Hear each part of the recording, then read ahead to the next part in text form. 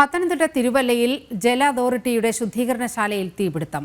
ഇന്ന് രാവിലെയാണ് തീപിടുത്തം ഉണ്ടായത്. ഇതോടെ തിരുവല്ല നഗരസഭ, ചങ്ങനാശ്ശേരി നഗരസഭ, കവിയൂർ, കുന്നന്താനം തുടങ്ങി വിവിധ പഞ്ചായത്തുകളിലേക്കുള്ള ജലവിതരണം 7-ാം തീയതി വരെ മുടങ്ങും. വിവരങ്ങളുമായി മിഥുൻ മുരളി ചേരുകയാണ്.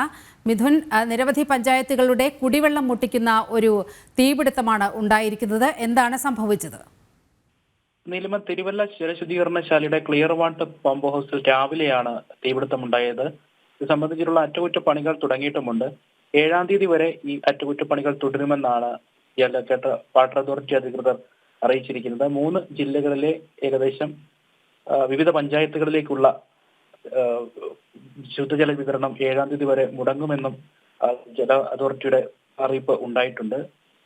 ആലപ്പുഴ, കോട്ടയം, പത്തനംതിട്ട 3 ജില്ലകളിലെ വിവിധ പ്രദേശങ്ങളിലാണ് 7-ാം തീയതി വരെ ജലവിതരണം മുടങ്ങുക. കവിയൂർ, കുന്നന്താനം ഗ്രാമപഞ്ചായത്തുകളിലെ മുഴുവൻ പ്രദേശങ്ങൾ, പെരിങ്ങര പഞ്ചായത്തിലെ ഇടിഞ്ഞിലം, പെരുന്തുരുത്തി, വേങ്ങൽ, നെടുമ്പുറം പഞ്ചായത്തിലെ കല്ലിങ്ങൽ, ചങ്ങനാശ്ശേരി മുനിസിപ്പാലിറ്റി, പായിപ്പാട്, തൃക്കൊടിത്താനം, കുറിച്ചി, വാഴപ്പള്ളി, വെളിയനാട്, എടത്വ, തലപടി എന്നിങ്ങനെ കോട്ടയം, ആലപ്പുഴ, പത്തനംതിട്ട മേഖലകളിലെ വിവിധ പ്രദേശങ്ങളിലേക്ക് 7-ാം തീയതി വരെ പൂർണ്ണമായും ജലവിതരണം മുടങ്ങുമെന്നുള്ള അറിയിപ്പും ഉണ്ടായിട്ടുണ്ട്. ഇതിന്റെ അറ്റകുറ്റപ്പണികൾ ആരംഭിച്ചിട്ടുമുണ്ട്. നീലിമ. ശരി, മിഥുൻ മുരളിയാണ് വിവരങ്ങൾ പങ്കുവച്ചത്.